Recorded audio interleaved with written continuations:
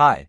I never thought I'd be the guy writing one of these long confessional posts, the type you read late at night when you can't sleep and end up going down a rabbit hole of other people's heartbreaks. But here I am, staring at my laptop, trying to make sense of the mess that's become my life. My name's Daniel, I'm 36 years old, and until a few months ago, I thought I had the kind of life people envied. A stable job in it, a modest but cozy home in the suburbs of Ohio, and a wife, Emily, who I believed was my partner in everything. We'd been together for 10 years, married for 7. I thought I knew her. I thought I understood what we had. Now I'm not sure I understand anything at all. To give some context, Emily and I met in our mid-20s at a friend's game night. I was the quiet, slightly awkward guy who preferred listening over talking, and she was the warm, outgoing one who lit up every room she walked into. She had this way of making people feel comfortable, like you were the only person that mattered in that moment. I couldn't believe she wanted to talk to me at all, much less that she seemed interested. We bonded over a shared love of books and hiking. Within months, we were inseparable. When we finally got married, it felt like the natural progression of what we'd already been building for years. Our families adored each other, and our friends always joked about how solid we were. If Don and Emily ever break up, they'd say, "There's no hope for the rest of us." I guess that's the thing about appearances. They're paper thin, and once they tear, you can't unsee the holes. The first cracks started showing around 2 years ago, though at the time I didn't realize that's what they were. Emily started working longer hours. She's a nurse, and her shifts were always a bit unpredictable, but she began signing up for overtime, coming home late, sometimes staying overnight because she was too exhausted to drive back. I didn't question it much, because I trusted her. We had this unspoken agreement that we'd always support each other's careers, and I knew nursing was demanding. Besides, we didn't have kids, something we'd talked about endlessly but never actually pursued, so I figured if she wanted to pour herself into work, that was her choice. But little things started nagging at me. She was glued to her phone more often, texting with a small smile on her face. When I asked who it was, she'd casually say it was just Sarah from work or the group chat. I didn't pry. I've never been the jealous type, and I didn't want to be that husband who hovers over his wife's shoulder. But I did notice she'd take her phone into the bathroom now, something she'd never done before. She'd angle it away when a notification popped up. She also started caring more about how she looked before leaving the house, not in an over-the-top way, but enough that I noticed. Makeup for late shifts, straightened hair for a grocery run. It didn't make sense, but I told myself I was overthinking. The turning point came one weekend when she said she had a 2-day training seminar at a nearby hospital. She packed a bag and left early Saturday morning. I spent the weekend catching up on chores, watching movies, even playing some video games like I used to before life got too busy. On Sunday night, I decided to surprise her by picking her up. I drove to the hospital, parked, and waited. Her car wasn't there. I called her, no answer. I texted, no reply. I sat there for almost an hour before finally driving back home, telling myself maybe she got a ride with a coworker. When she finally walked in around 10 p.m., she looked startled to see me awake. She gave me a rushed hug, said she was exhausted, and went straight to shower. I wanted to ask questions, but I didn't. I swallowed it down. That's when the gnawing suspicion began to eat at me, a constant buzzing in the back of my head. I tried to shake it off, but every little thing became a potential red flag. A few days later, when she was in the shower, I did the thing I swore I'd never do. I checked her phone. She had changed the password. That was like a punch to the gut. Emily and I never kept passwords from each other. We weren't the type to snoop, but now she'd locked me out, literally. I felt sick. I told myself maybe I was being paranoid. Maybe she just wanted privacy. But the seed was planted, and once it's there, you can't unplant it. You just watch it grow. One night, I noticed her phone buzzing on the nightstand. The screen lit up, and though I couldn't see the full message, I saw the contact name, Aaron. My blood ran cold. I froze, staring at the glowing screen until it dimmed. My hands were shaking. Aaron wasn't a name I recognized from her work stories. I tried to convince myself maybe it was just a friend, maybe a joke nickname. But the heart emoji, that was harder to explain away. I didn't confront her right then. Instead, I lay awake all night, staring at the ceiling, my chest tight. In the morning, she kissed me goodbye like nothing was wrong, and I plastered on a smile I didn't feel. That day at work, I could barely focus. My mind kept circling the same dark thoughts. Who was Aaron? How long had this been going on? What did he give her that I didn't? I needed proof. Not just a hunch. Not just a text. Something undeniable. So I started watching more closely. I became hyper-aware of her habits, the way she'd step into the other room to take certain calls, the sudden new underwear I had seen before, the perfume she wore when she said she was just meeting a friend. Every little thing felt like confirmation, but still, a part of me clung to denial. I kept telling myself, don't be that guy who ruins his marriage because of paranoia. Don't let your imagination destroy what you've built. But the truth has a way of clawing its way out, no matter how much you try to bury it. One Friday night, Emily said she was covering a late shift. She kissed me quickly, grabbed her bag, and left. Something in the way she avoided my eyes set me off. I waited 10 minutes, then got in my car and followed her. I felt like the worst kind of person sneaking around, tailing my wife like some amateur detective, but I couldn't stop myself. She didn't drive toward the hospital. She drove to a hotel off the interstate. I parked a few rows back and watched, my heart pounding in my ears. She got out of the car, checked her phone, and a man stepped out from the lobby. Tall, dark hair, clean-shaven, wearing a button-up. They hugged. Not a friendly hug, not the kind you give a coworker. A full-body, familiar hug. Then she kissed him. I thought my chest was going to cave in. It was like the world tilted sideways. My wife, my Emily, kissing another man in a hotel parking lot like they'd done it 100 times before. I sat there frozen, gripping the steering wheel so hard my knuckles turned white. Part of me wanted to jump out of the car, scream, demand answers right there in the open. Another part of me wanted to just drive away, never look back, erase the image burned into my brain. In the end, I did neither. I stayed long enough to watch them go inside together. When the doors shut behind them, it felt like something inside me shut too. I don't even remember the drive home. I just know I ended up sitting in the dark living room, staring at the blank TV screen until she returned the next morning. She looked different, disheveled, but with that glow people get when they've been thoroughly wanted. She tried to act casual, gave me a kiss on the forehead like she always did after a night shift. I pretended to be half asleep. I couldn't look at her without feeling bile rise in my throat. For the next few days, I carried that knowledge alone. I went through the motions at work, at home, but everything felt hollow.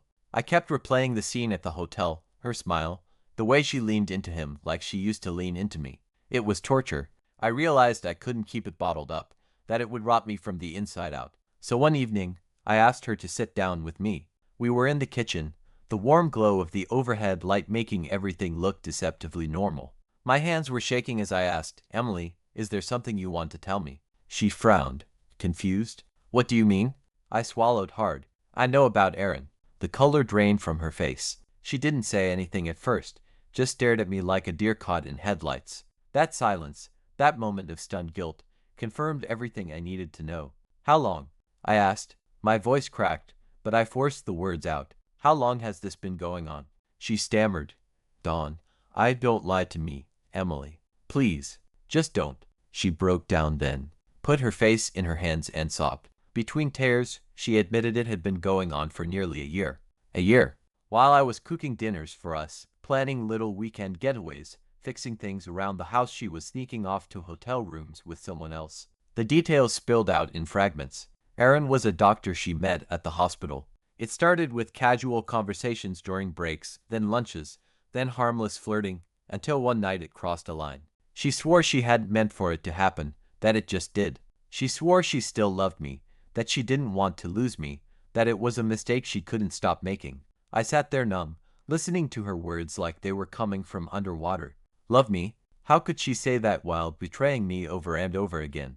A mistake is forgetting an anniversary, not a year-long affair. I asked her why. The only answer she gave was that she felt alive with him in a way she hadn't in years. That he made her feel seen, desired. My jaw clenched so tight it hurt. And I don't. I asked. She didn't respond. That silence was louder than anything. That night I slept on the couch. Or rather, I laid on the couch with my eyes open until dawn. Every time I closed them, I saw her walking into that hotel. The next few weeks were a blur of half-conversations, slammed doors, tearful apologies, and long stretches of silence. She begged me to go to couples therapy, to work through it, to rebuild. I couldn't even look at her without seeing him. I started avoiding home, staying late at work, or driving aimlessly around town just to delay walking through the front door. Friends started noticing I was off. My best friend, Mark, asked me one night over beers what was going on. I broke down and told him everything. Saying it out loud for the first time felt like ripping open a wound. He told me I had two choices, either forgive her and commit to rebuilding, or leave. Anything in between would destroy me. I knew he was right, but I wasn't ready to decide. I tried therapy. We went to 3 sessions together. Emily cried a lot, said all the right words, promised it was over with Aaron. She even let me look through her phone, deleted his number, blocked him. But trust isn't something you can patch up with a block button. I found myself watching her every move, second-guessing every late shift, every text notification. I hated the person I was becoming, paranoid, bitter, suspicious. That wasn't me. One night, after she fell asleep, I sat at the kitchen table staring at our wedding photo on the wall. We looked so young, so certain, so stupidly in love. I realized I couldn't go back to that. No matter what she said, no matter how much she begged, I'd never be able to unknow what I knew. The image of her in that parking lot was carved into my brain. That was the night I decided to leave. The morning after I made that decision, I told her. My voice was calm, too calm, like it belonged to someone else. Emily, I can't do this anymore. I can't be married to someone I don't trust. She broke down instantly, begged me, fell to her knees, literally grabbed my hand like some scene from a movie. She promised she'd cut all contact forever, said we could move cities, start fresh. She swore she loved me more than anything, that Aaron meant nothing, that it was just a phase of weakness. But I knew better. You don't throw away a year of your life on someone who means nothing. You don't risk your marriage on a whim. I told her I was filing for divorce. She cried harder than I'd ever seen. I didn't cry. My tears had dried up weeks ago. I felt hollow, like a ghost was speaking through me. The weeks that followed were brutal. Telling our families, splitting accounts, dividing furniture, it all felt mechanical, like dismantling a machine we'd built together. My mom was furious on my behalf, my dad quietly disappointed but supportive. Her parents called me, begging me to reconsider, saying she'd made a mistake. But I wasn't interested in being the good guy who saves a sinking ship. I was done. Friends picked sides. Some rallied around me, took me out for drinks, made sure I wasn't alone. Others stayed loyal to her. A few tried to stay neutral, but neutrality felt like betrayal. I didn't blame them, though. We'd been Dawn and Emily for so long that people didn't know what to do with just Dawn. The house was the hardest part. Every corner held a memory: the dent in the wall from when we moved the couch, the wine stain on the carpet from our first anniversary, the shelf of books we'd collected together. Packing my things felt like peeling off layers of my own skin. I left her the house. I couldn't stand to live there anymore. I rented a small apartment downtown, bare walls and second-hand furniture. Lonely, but mine.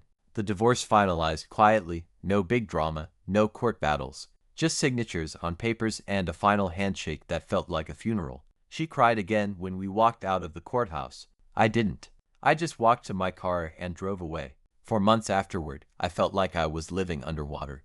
Work became my anchor, the only thing that gave structure to my days. Nights were the worst. The silence of the apartment pressed in on me. Sometimes I'd catch myself reaching for my phone to text her something funny, then remember. Other times I'd wake up thinking she was in the bed next to me, only to roll over into empty sheets. But slowly, painfully, I started to breathe again. I started running in the mornings, something I hadn't done since college. I reconnected with old friends I'd neglected. I even started going to therapy on my own, not to fix a marriage, but to fix myself. I realized how much of myself I'd lost in the relationship, how much it tied my identity to being her husband. Without that, I had to rediscover who Daniel was, and you know what? I kind of like the guy in Finding again. He's scarred, sure, but stronger than he thought. He's quieter, a little more guarded, but also more self-aware. As for Emily, I don't know where she is now. We haven't spoken in months. Last I heard, she transferred to another hospital. I don't know if she's still with Aaron. Part of me hopes she isn't, because then it really would've all been for nothing. Another part of me doesn't care. She's not my problem anymore. Do I still think about her? Of course. 10 years doesn't vanish overnight. But the pain isn't as sharp now. It's dulled, like an old scar you forget about until you brush against it. Sometimes I see couples holding hands in the park and I wonder if he'll ever trust someone like that again. But then I remind myself, trust isn't something someone gives you, it's something you decide to risk again. And maybe, someday, they'll be ready to risk it. For now, I'm just focusing on me. On healing, on living, on finding out what happiness looks like without her. If there's one thing you've learned from all of this, it's that love isn't enough. You can love someone with your whole heart, but if they don't respect you, if they don't choose you every day, love can't save you. Respect, trust, loyalty, that's the foundation. Without it, the house collapses, no matter how pretty it looks on the outside. And mine collapsed, but I'm still standing. So here I am, 36 years old, divorced, starting over. Not the life I imagined, not the story I thought I'd be telling, but it's mine. And maybe that's enough.